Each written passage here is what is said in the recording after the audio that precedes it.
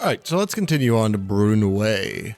Let's go right down here. Oh, okay, I did remember that there was a trainer there. Because I think there's a bunch of trainers around here that are like in the bushes and stuff like that, just ready to pop out at you. I want to say that, didn't we face a Pokemon Ranger Sealoss already? The name sounds super familiar. It's been a minute since I've been in this game, so hopefully I kind of remember what I'm doing. Although that's almost never the case. We'll go and just throw in a crunch. It's actually our last physical type move on Watchog. That's what I was going to do in the interim that I completely forgot about. Wow, that he do be opening his mouth up quite wide. I was going to EV train Watchog, but we're obviously not going to do that for this session. I don't think that would be the best content. God, I remember like when I was doing the competitive Pokemon battling that I've been telling y'all about, like I used to like do so much super training. That's actually one of my favorite parts of this game to be, oh, are you freaking kidding me? All right, we're going to switch into Linune. That way we can get 4 times super effective critical hit cut up in this. Linune, go get him. Go get him, girl. But yeah, I don't know. I've always been a super big fan of mini games and things like that, especially in Pokemon games. Okay, that actually works out super well for us. So it's going to have full HP, but Linune should be able to make pretty quick work of it with Cut. But yeah, like I think, especially in, solid. Especially in like Pokemon Stadium, because I just remember playing so much Pokemon Stadium growing up, and I remember whoever I got the game cartridge from, like, it was already like completely like won basically. We're going to do Double Edge. Hopefully Linune will be able to survive at least one hit back to do a lot of damage. Focus energy. Perfectamundo. So that won't really do much. But yeah, so like someone like got all the way through Mewtwo. I don't think that they did the round 2, the super hard one, but they did get all the way through Mewtwo. So I pretty much had everything open to me right from the very get-go as far as that game is concerned. But I just remember always spending way more time. We will go into, let's go into Raticate. Spending way more time doing the mini games than anything else, even like the Pokemon battling. And I would just play against computers. Like I just had so much fun. Like the Ekans ones was so much fun. The Chansey one was oh, I'm trying to remember it. There was like a Simon Says one that didn't kill. Really? That's gonna do a very appreciable damage, but it should be good to go. God, Clefairy Says, that's what it's called. I used to play so much Clefairy Says, and then in Pokemon Stadium 2 is when they had the Chansey game, and I was talking about that during my Chansey only playthrough. No. I was talking about that in the Fire Red No Center. God, just the lore of this channel is growing so quickly. Okie dokie, what else is down here? I don't really remember this area super well. There we go. Got a revive. That's always nice, so we don't have to run back to the Poke Center. But yeah, I remember just like when I played this last, like this was kind of the point in the run where I just started really kind of rushing through because my Chansey was honestly just doing so well. We are leading with Bibarel, so let's go and switch into Raticate, just so we have Crunch, because she's probably going to hit us with a Ghost-type Pokemon. Yeah, like, I don't know, I always feel like there's a lot of, like, the mid-game in Pokemon, or at least most of the Pokemon games that I play, like that 4th gym through, that's Psychic, so Crunch should still do a pretty good amount of damage. Like, 4th-ish gym through about the 7th gym always seems to be kind of, I don't know. Pokemon games just don't have a very strong mid-game. Like, there's always such a good, Spiritomb was one of my favorite Pokemons in Gen 4. I always wanted to get one, but I could never figure out just how to get one. Oh, I just thought they were so cool. Plus, they're like super bulky, right? Hit us with that nasty plot, but we should be able to 2-hit KO this pretty easily. Raticate should actually be getting a lot of use in this upcoming area because there's going to be quite a few ice types. Awesome. Good job, Raticate. But yeah, like I'm trying to think of like for Gen 1, it was like Erica, and then it had like all those 3 gym leaders that you could pretty much do in whatever order you wanted with Koga, Sabrina, and Blaine. So like, I mean, those were all memorable in their own right. I think for me, they're a lot more memorable because like I remember the Sabrina and Koga episodes of the anime specifically. I want to say there's a dude right here. Yeah. Like those episodes of the anime specifically, and those were some of my favorite episodes. I always watched the Koga one a lot growing up because that's actually one that I had like on DVD growing up. So like that was always the one where just like, oh, I don't need to bust out the VCR. I can do that whenever I want. Fire Fang will be neutral. Hyper Fang will be the most. Hopefully we can just hit it though. A-okay. Ooh, Flame Body hurts though, literally. And then I'm trying to think of Gen 2. Oh god, I mean like honestly the mid game of Gen 2, or at least when you're in the Johto area, it's pretty forgettable for the most part. We'll go ahead and just kind of, no, Burn is gonna hurt our chances. We'll go into Diggersby. Diggersby should be able to kill it real quick with a strength, I believe. That's something else I was gonna do in the interim as well, was catch a bunch of love discs. So I can go ahead and switch a bunch of moves up, but I also forgot to do that. So pretty much going to be going on with the Diggersby should be able to survive one psychic, right? Oh, it ain't no thing, sweet thing. But yeah, so I think before the next session, I'll probably catch a bunch of love discs and update the moves significantly. But for the rest of this session, we'll just keep on keeping on and see where we can go with it. But yeah, the mid game of Gen 2 was real rough, kind of. I remember liking, to be fair, the mid-game of... Ooh, that's probably a good opportunity to switch out for me. We'll go into Watchog. Watchog has Dazzling Gleam, which is going to be super effective against Kingdra, and we'll actually be able to kind of see maybe what some of the more special attack side of Watchog will be able to do, as long as we just don't get... Okay, we won't get absolutely obliterated by Double Bleem there. Blah. Oh, I forgot about Future Sight though, so that had 40 damage. Okay, we're gonna get only one attack off. Dazzling Gleam, go get him. At least do half. Half should be doable, right? Alright, that's not ideal, not gonna lie. So we're just gonna, yeah, we're gonna have to EV train Watchog, so I'll do that in the interim as well. I knew that there was stuff that I was forgetting to do, but it's just been so crazy lately, like especially with starting to stream and everything like that, that I've had a little bit less... Not less time to do this, but it's always just like, oh yeah, like I have a Pokemon series going too. I think it just really shows that just like, I think Pokemon has always been one of those games in my life that I've never really obsessed about, I think, or at least since I was a kid, you know? Because like, of course when I was a kid and I had the Hoenn games, like, oh god, I played them consistently. Like I was always like, I had the red Game Boy SP. I still have that one to this day, actually. And I remember like having the lights off and my parents thinking that I was asleep and I was still playing the Game Boy and trying to get my Blaziken up to level 100. That was good times. That was like the only time that I really, I think, fully went hard on playing Pokemon all the time. But other than that, it's always been like one of those games that it's kind of like a creature comfort thing, you know? It's just like, oh, like Pokemon is one of those games where it's a lot of fun just to sit down and play for a couple hours at a time here and there. At least for me, I'm not like, for Pokemon, it's like, it's a very like, not flavor of the month type of thing, but it's almost like a, like, it's a lot like, okay, I get, like, I Postmates, where if you're not in the United States, Postmates is basically just a, like, food delivery app.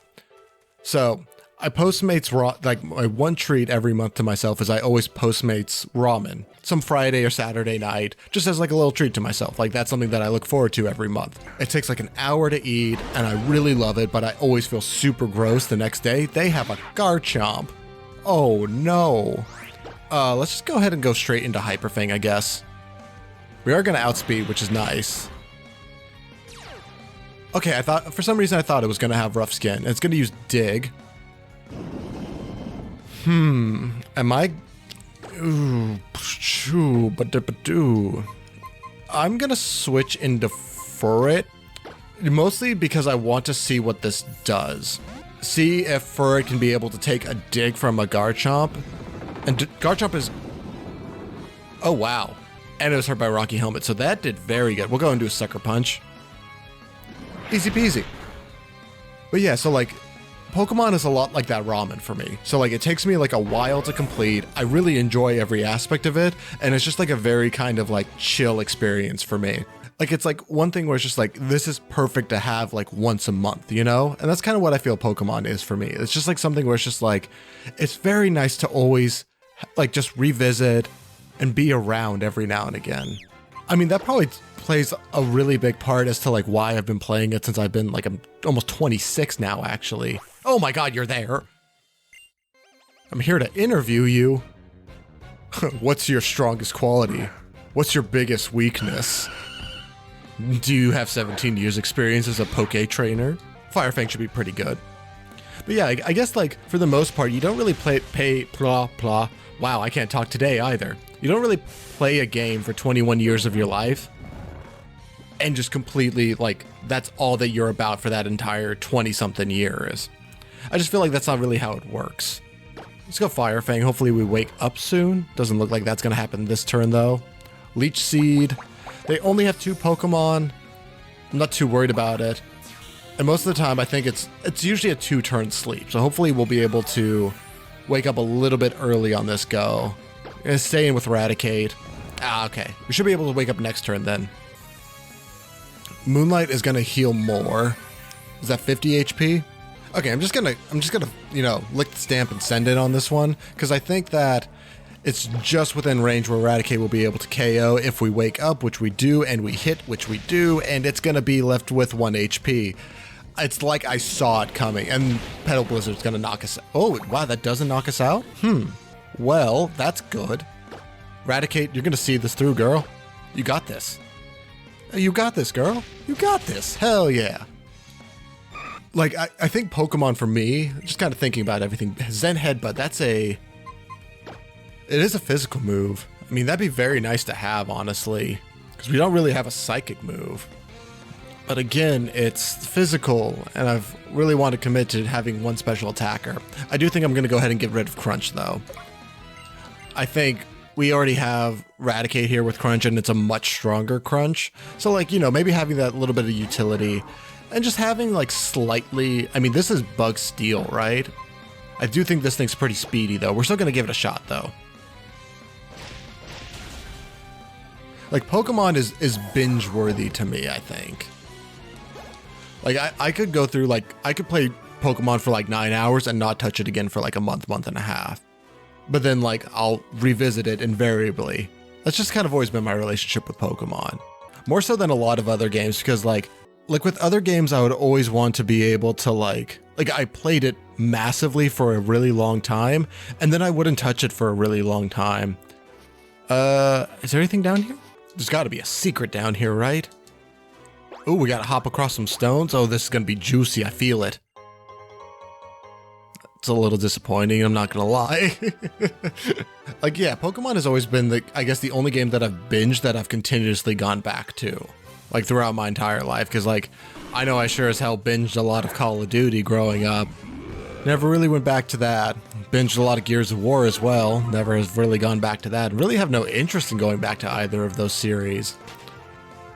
Pokemon's just a creature comfort thing, and I'm sure a lot of y'all can relate. I mean, most of us have been, you know, playing these games since we were just a little tyke. Since we were just a little pup, if you will. Like I was saying earlier, there's gotta be some type of Pokemon ROM hack, and I'm next to positive that there is, that has only double battles. That would be so much fun to be able to play. We'll go ahead and do Strength against the Drifblim. That should be a one-hit KO. And then a double edge against the Florgeist. Florges? How bulky is Florges? Not that bulky. Not that bulky, good sir. We always knew that was going to be our team, though. We hit really fast and we hit really hard. But that's really about it. Especially when it's a critical hit on a 100 base power super effective move. Good lord. That was fun. I had a grand old time. Like I was saying earlier, just I feel double battles. I always wanted just a little bit more from double battles, I think. Just because I think that there's such an interesting mechanic. Ooh, and we get a holo clip. What is this going to be? Ooh, Lysander. According to Professor Sycamore's research, Mega Evolution releases all of a Pokemon's hidden energy at once. The Pokemon exhibits an extraordinary level of power it cannot attain through ordinary evolution. What meaning can we draw from this? Do all people and Pokemon have such potential, or is it hidden within the chosen few? Everyone, I have a very strong belief that everybody has a hidden potential, but some people maybe have like one or two like more hidden potentials than another person, but everyone has that like one thing that they're really, really, really, really good at. That's just like, you realize what that thing is that they're good at, and you just stand back and go, oh my God. Like, it's just watching like, I don't know, like a Mozart, like in their craft. Like, I have one friend that, great guy, love him to death. But like the one thing that he does really, really good is he can sell you on any idea, any product, to the point where like you would go in thinking that was the dumbest thing in the entire world. We'll do a bulldoze again. You'll think that that's like the dumbest thing in the entire world, and by the end of a 5-minute conversation, you'll be like, yeah, dude, like, where's the dotted line? I'll sign. So what skill do we get? We get a ROM Veil, and they get huge power, which is not great for us, but doesn't really have a whole lot. We should be able to knock it out from here, even with huge power gone. Everyone has that one ability. I'm very confident about that. Everybody has one thing that they're really good at that like puts them in like the top 1% of like 1% in the world. Or maybe not that high, but like something that puts them in the top 1%. Everyone has that capability, I think. All right, so we can go to Dendemill Town, and we will go ahead and do that just to go ahead and heal, but I do want to go check out the pathway. And we also get a lot of goodies here. Some nice little snowfall. Some very fun music. Some very like, something that you would be almost like expecting to hear from like a Renaissance fair or something like that. Like almost like a ye olde feel. Like I just expect a court gesture and maybe a turkey leg. Citrus berry is very nice to have on hand. Oh, so there's an ability capsule over here as well. Interesting. That's very interesting to know. I wonder if you can use those multiple times. So like if, like I know one of the abilities I was maybe playing around for Linoon having instead of Quick Feet was Gluttony. That way it could eat one of those berries that like boosts your stats if you get below. Oh, you know we get a dozen of the Moo Moo Melks. Are those procured from Lon Lon Ranch? I just get such Renaissance Fair vibes from that music, and I dig it. Like, I feel like that's something that, like, and don't get me wrong, I freaking love Game of Thrones, but I feel like that's something that Game of Thrones has kind of ruined, is this kind of BEM. That has to be a Gen 5 Pokemon. I have no idea what the hell that is. I think it's a Psychic type, though. Maybe Raucous 2? Hopefully it doesn't have Levitate? It doesn't. Cool. Okay, so it does 50 damage. Please don't be like grass hidden power. It's something super effective. Hopefully we get the good roll. What? Miss Magius. And it does have Levitate. Okay, this is not gonna work we're gonna switch into, let's go to Watchog. No, I meant Raticate. We'll probably go into Bibarel after that, honestly. Miss Magius sprite is kind of tiny, or tinier than you would expect, I guess. Mystical Fire. That lowers our special attack, which is completely fine, because we don't need no special attack. We just need a bit of a crunch. But yeah, Game of Thrones, I feel like completely ruined, like, kind of like the, you know, the happy Renaissance, like medieval times kind of thing. Because now it's now like very dark and all of that. And it's a fun distinction having that like political intrigue, and because that was so prevalent in medieval times. But it's also just like, you know, when we are all allowed to go outside again, man, would I mess with going to a freaking Renaissance fair, dude? You know how much fun that would be? And we get a Reuniclus. And another crunch should be just fine. Never really had the opportunity to go to a Renaissance fair, but they always look like they'd just be a blast and a half. Plus, like, everyone there looks like they're having just the time of their lives, which is honestly what makes it the most fun.